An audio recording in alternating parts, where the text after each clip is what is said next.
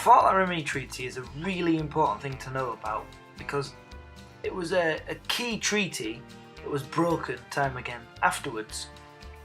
And so one of the consequences linked to this, and therefore linked to many of the Indian wars, was what the Americans failed to understand is that although the chiefs signed the treaty, they weren't actually able to force anybody in their nation to accept it. So inevitably this led to conflict because some Indian braves chose, as was their right, not to accept what the chief had decided to do, because the chief wasn't the boss. The chief was just the person that people tended to look to for advice. When people stopped listening to them, they were no longer the chief, somebody else was whoever they were listening to. And so, because some Indian braves did not listen to them, the Americans would think that they were breaking a treaty that they'd signed, which of course they were, but to the Indians they had a different view of it entirely and thought people were free to make up their own mind on how they lived their lives. So it led to future conflict because they failed to understand that the chiefs were not actually the boss. Another consequence is one of the big reasons the Americans wanted this treaty to be signed was to try to get the Indians to live in reservations. The Indians were not used to living as farmers in reservations, so they struggled, especially because they were given poor land. And sometimes the subsidies, the payments which were promised as part of the treaty, if the Indians stayed on the reservations as promised, well, they didn't always arrive.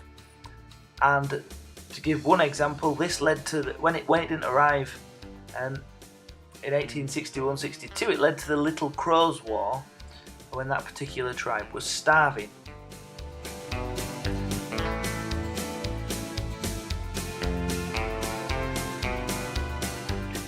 Well, the open range, of course, is when cows were able to move freely around anywhere and ranches were massive herds of cows. Well, the end of the open range, one of the consequences was that barbed wire, which was the end of the open range, well, it protected ranch land from competition and reduced labour costs. Ranch owners didn't have to pay as much for cowboys. They didn't need cowboys to walk the line around the edge of the ranch to protect it from competition anymore. So it reduced labour costs in that way. Also, it did mean that ranchers stopped trying to get as many cows as they possibly could and instead focused on quality rather than quantity by selectively breeding the cows and the bulls that had the characteristics that they wanted. So overall the quality of steak and beef and meat got better. And the big consequence of that is the cattle industry became a more sustainable industry.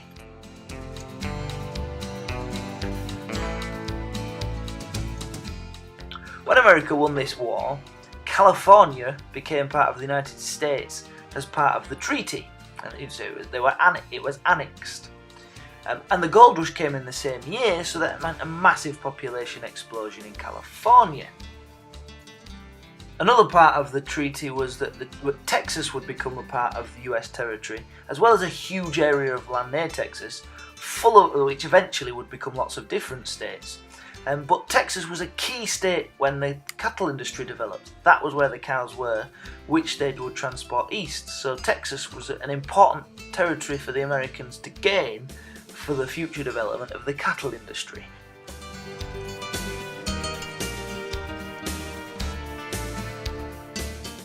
Of course, we've talked about this in the last question. Because the gold was discovered, people were desperate to get to California by ship, by wagon trail. People from other countries, famously China, would descend upon California to try to strike it rich. And so the population went from 15,000 to 250,000 in just a year. Consequence of all this immigration to California, or migration if it's within the same country, was mining towns just sprang up where people had found gold, but there was no law and order there. So there was, usually young men with a typical people trying to strike it lucky. They would have to settle their own disputes. There would be claim jumping, so somebody would claim they'd found a gold mine and somebody else would say, no, I found that. There could be shootings over it. Vigilantes trying to keep law and order in their own way, which sometimes ended up the vigilante groups being more dangerous than criminals. Young men, of course, as I said, with gold, like trying to find gold, so there's money involved, there's alcohol in these towns, there's gambling, they were all allowed to have guns, as we know, and there were so many different races. There were ex-slaves, there were the Chinese, there were Mexicans, there were even Indian cowboys, which is quite confusing, who'd given up their life with the Plains Indian tribes and tried to make it in American society. So the whole result of this was lawlessness and violence, as you can imagine.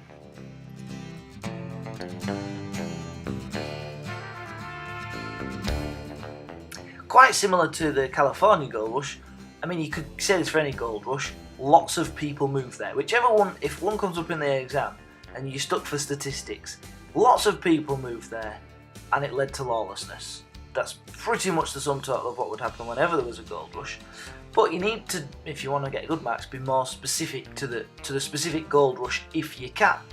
And with Colorado, should I say, one of the key specifics was that 100,000 people moved to Colorado as a result of the gold rush. Another key specific, more important, it's on the Quizlet, will help you to stand out, is that the discovery of gold in Colorado led to the Cheyenne Wars, because all of the settlers tromping over the Cheyenne reservation land broke the Fort Laramie Treaty.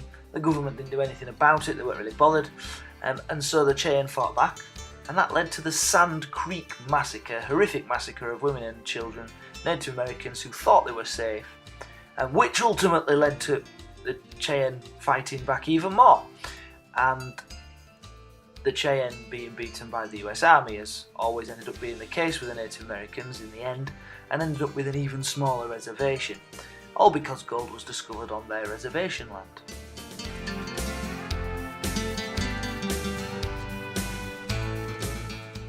The way I tackle this question is I'd look at, first of all, some people who benefited massively because of the railroads and homesteaders. Ploughs, incredibly heavy, they did take them by wagon, but they often broke. Well, you could get them quite easily on a train. Housing materials, of course, they previously built sod houses.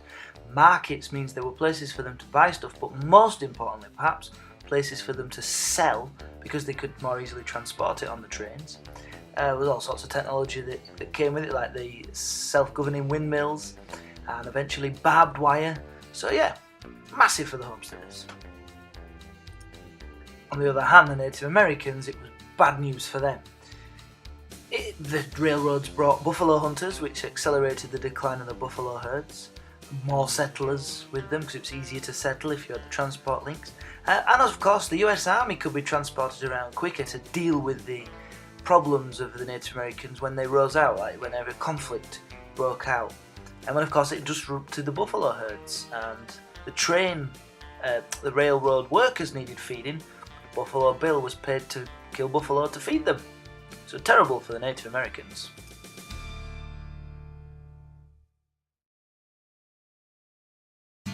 The ending of the Civil War brought lawlessness to the West, because especially men who'd fought on the southern side, on the Confederate side, they'd lost, bitter at losing. Many of them didn't have any prospects, they had nothing to turn to, they'd been fighting for 5 years, and they were very experienced with guns. All of those things add up to lawlessness, which we know happened in the West. And the Civil War had a big part in that. A more positive impact was it allowed the cattle industry to develop. Whilst the men were off fighting, the cattle multiplied in the south and the stronger ones survived. When the men finished fighting, they found 5 million cattle in Texas.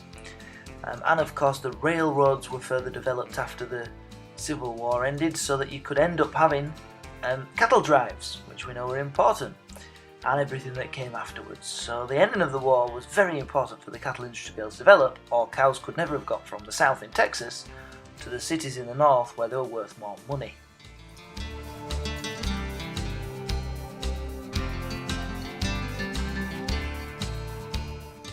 Well, the easiest one is it brought more buffalo hunters, and the consequence of that was by 1875 the southern buffalo herd was completely destroyed. Of course, the buffalo hunters wanted to come to hunt buffalo because they could be sold for even more expensive prices than before, because they could be turned into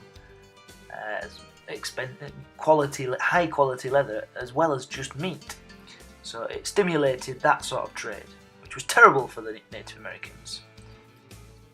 This question's really hard. It's so narrow because there's not much on it in the textbook. But the second one I'd go for is that the fact that the buffalo were destroyed accelerated the rate at which Indians were forced onto the reservations, because without any buffalo, especially any tribes living in the south, they couldn't really continue with their traditional way of life, which depended so heavily on the buffalo. Like I say, if you struggled with that one, so did I. I had to have a good little think before I come up with a second consequence.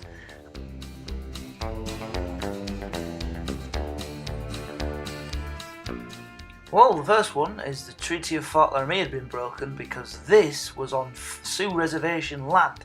So of course, trying to get rich, as always would happen, tens of thousands of people moved to the area, either probably not knowing about the Fort Laramie Treaty, or if they did, not really caring. And the government didn't care enough to try to stop them either.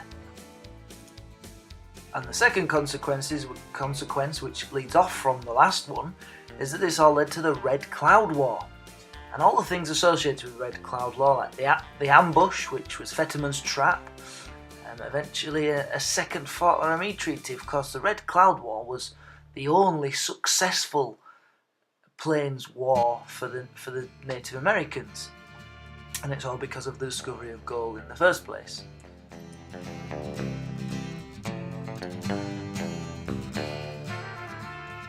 Well, the Sand Creek Massacre was an absolute travesty, of course, and it led to the Arapaho, Cheyenne and Kiowa tribes all going on the warpath all together, which was unusual. They didn't often team up. They attacked settlements, stagecoaches and stopped all travel in the area where those tribes operated. So, it caused outrage, anger and action from the Native American tribes in that area. All of this anger and action from the tribes in that area eventually led to the Battle of WASHITA, which General Custer was in charge of the American army there, and he had a victory. Of course, this is before he died at the Battle of Little Bighorn. Even though the American army won the Battle of WASHITA, obviously the tribes were so outraged they continued the fighting until 1874, when the three tribes eventually had to admit defeat and give up. And actually, interestingly, the thing that convinced them to give up is when a sniper shot a Native American from a very, very long way away. And the Native Americans were like, well, what chance have we got if they've got these weapons that can kill us before we get even close to them? And they gave up. But I guess the point is that the Sand Creek Massacre led to fighting which lasted for 10 years. So it's quite a significant consequence.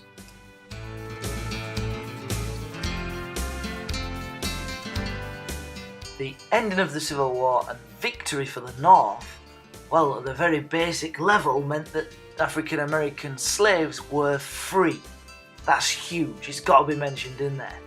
And with that freedom, they could have their own things, like independent African American churches across the South.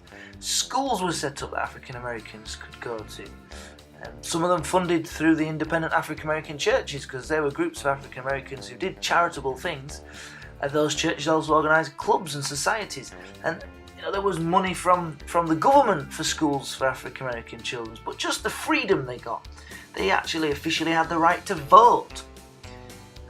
So, massive for them. Of course, there was a negative. Because of the racism of the South, it was the year after the Civil War ended that the KKK sprang up.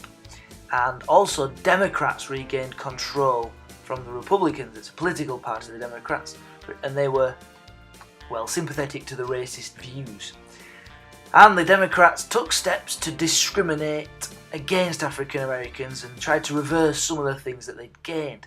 One example that we know about, of course, is they introduced literacy tests. So yes, you're not going to be discriminated against for the colour of your skin and disallowed from voting, but if you can't read a certain passage or pass a certain test, then you're not going to be able to vote. So they thought of loopholes and ways around stopping African Americans from getting the vote, and they increased the distance between the amount of funding that white schools got compared to African American schools, and introduced Jim Crow laws and so on and so forth. So there were massive positives as one consequence, but also a lot of negatives and reaction in terms of racism on the other hand.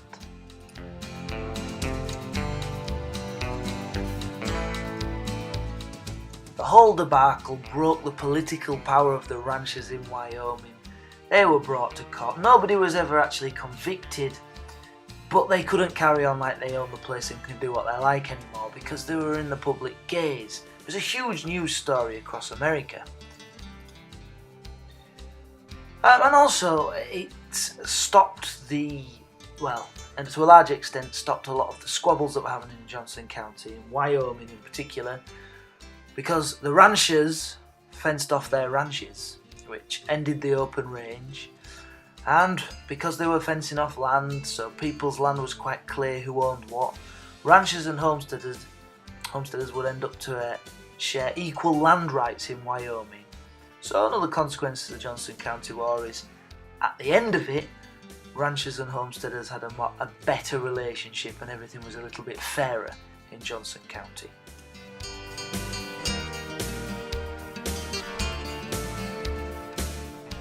Now, narratives are a little bit of a different question because you have to write about things in order and, where possible, connect it like a story. Stories are usually written in order and they all connect so they make sense. That's what you got to do, so that's what I'll try and do here. So it all started in 1865 when 5 million longhorn cattle were left back in the south and the men returned from war and they had to do something with them. But they couldn't really transport them north because homesteaders were in the way and the tick that would kill not Texas longhorn cattle, i.e. the cattle that the homesteaders had, stopped them. Goodnight and Loving found a way to make money anyway by going along the Goodnight Loving Trail, which of course they discovered, and selling the cows to the American government.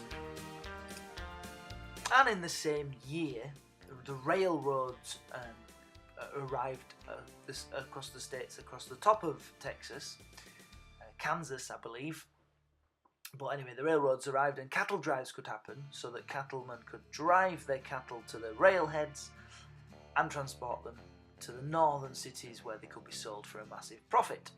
And because of this, 1 year later, 1867, Joseph McCoy decided to found the town of Abilene, the first cow town, which was designed for this industry. And then in the same year, John Iliffe set up his ranch, huge ranch, an open range, but he decided instead of driving the cattle back from the south to the north all the time, why don't we just keep them near the railheads and try to grow a herd that you could keep selling on. Now, you might have made a mistake in planning this. This is not the smaller ranch. That's the end of the story in ranches. It went to smaller ranches after the winter of 1886-87, but the exam question doesn't ask you about that. So knowing your dates is very important to get high marks on a narrative question. I would say if you're not sure, I would put it in, because I don't think you'll get marked down massively, or even at all, for including things that aren't in the answer. You just would be wasting time, and time's going to be important, of course.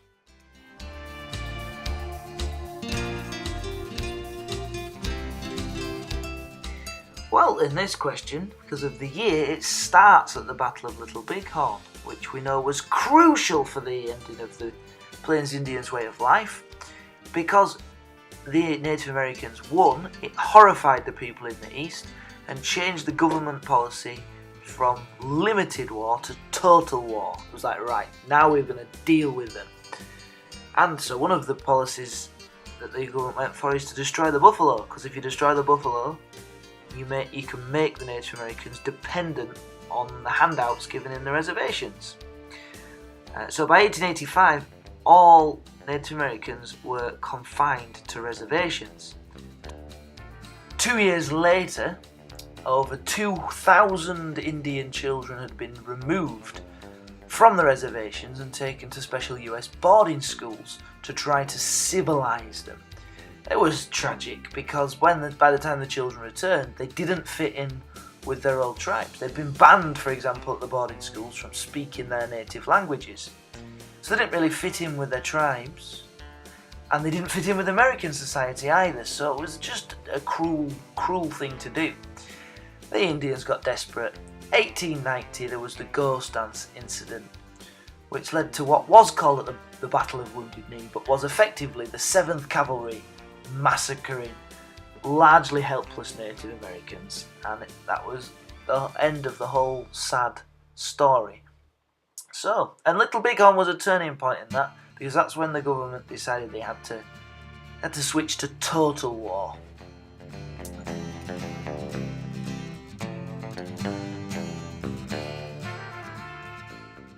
Well, the first people who actually went west went before 1836, and that was the mountain men. Well, they were certainly going when it got to 1836, because fur was really fashionable in Europe and therefore in the eastern cities of America. You could get a good price for fur because it was so fashionable, and mountain men made a lot of money from going into the wilderness and catching animals, bringing back the fur. 1837 is the first specific year. So there was an economic depression in the East, and that was kind of a push factor because people in the East who lost during the Depression, well, they had nothing to stay for, so they thought, well, some of them thought, we may as well give it a go and start a new life in the West. And then in 1845 and 1846, kind of connected together there, Americans annexed Texas after a war with Mexico, and also, in the year after, bought Oregon from Britain. So the territory of America was expanded, and it gave people more of a good reason why they should move there, because there was opportunity there. You know, lots of people living there. So if you're one of the first, you could claim more land, take advantage of the resources, and so on and so forth. And of course, a huge reason was in 1848, gold was discovered in California. And if I'm doing a bit of linking here, California became an American territory after the war with Mexico, so it links with the Texas thing. But of course, gold was a massive pull factor because people thought they could take a chance at trying to get rich. And it links to the economic depression stuff, all of this, because if they've lost everything and they've nothing to stay for, and there's a potential opportunity, fantastic. And I realise I've missed Manifest Destiny, which wasn't a thing that was publicised until 1845. But that was something where the government encouraged people to move, and they encouraged it further, of course, with the annexing and the purchasing of territories, which we've already spoken about. So remember, don't forget, you have to link as well as write in chronological order.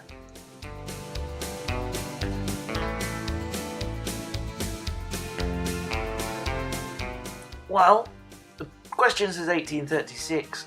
I have to start at 1830 really, because that's when the Indian Removal Act was, well, when it started. And then the idea was you remove the Indians from the southeastern territories so they're no longer there, and establish a permanent frontier, i.e. over this line is them and over this line is us, and they don't come over here, and well, we don't go over there, but they did, of course, as we know. And the reason why I'd have to start with that is because the permanent frontier, this Indian Removal Act, wasn't established until 1838, even though it was first proposed and put into place in 1830. So it took 8 years, and that counts in the question. In the 1851 Indian Appropriations Act, the government decided to try to civilise the Native Americans. So, for example, move them onto reservations where you can control them, set up schools in those reservations so that you can educate them and change them, and what the Americans thought was improving their lives. Of course, the Indians would rather have just been left alone with their old lives, many of them. And then you move on to the most famous thing the government did, probably, the 1851 Fort Laramie Treaty, which basically set out to some of the key tribes, that is your land for all time, and you can have it, as well as some compensation payments that will give you annual subsidies, they called them.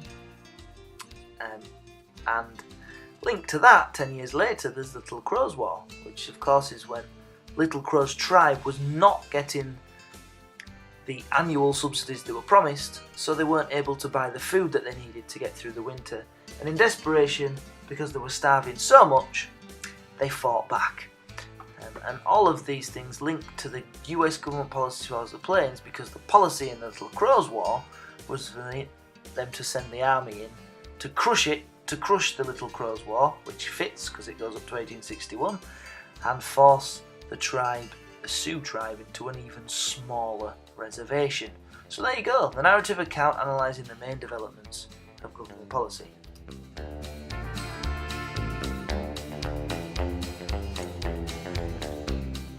Well, you start the story during the Civil War here because it starts 1860, and the Civil War settled an argument because they wanted to build a railroad, but there was an argument that it should go a southern route, an argument it should go a northern route.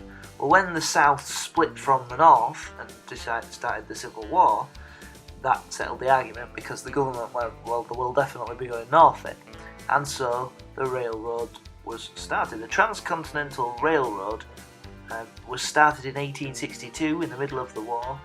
The railroad companies were encouraged to build by being given 6,400 acres of land at either side of any track that they built. So they could use that land to borrow money, or they could sell the land to get a lot of money. So that was very important, but of course the railroad, the Transcontinental Railroad, wasn't actually completed until 1869.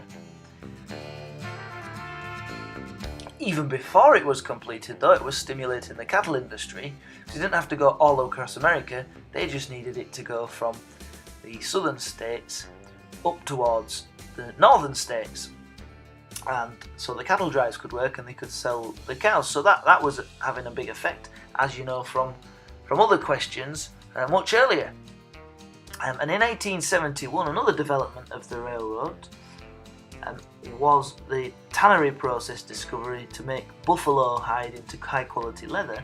Well, that meant the railroads were massively instrumental in bringing buffalo hunts onto the plains and destroying the buffalo herds. So that's how the railroad developed and some of the role it played. And hopefully you've seen some more links there.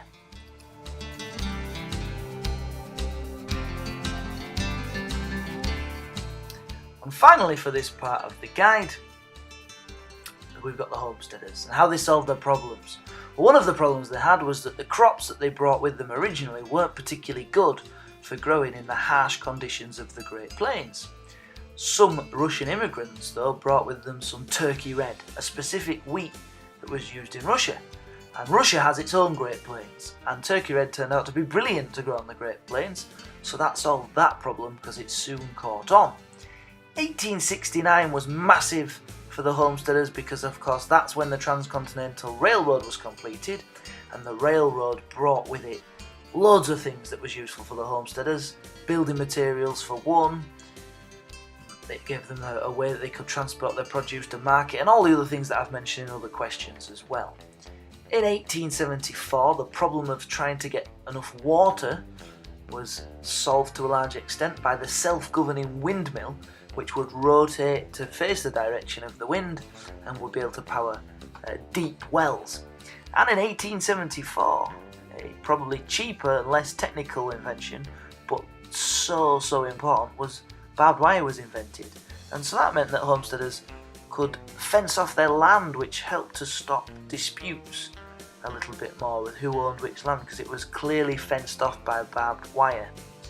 So there we go.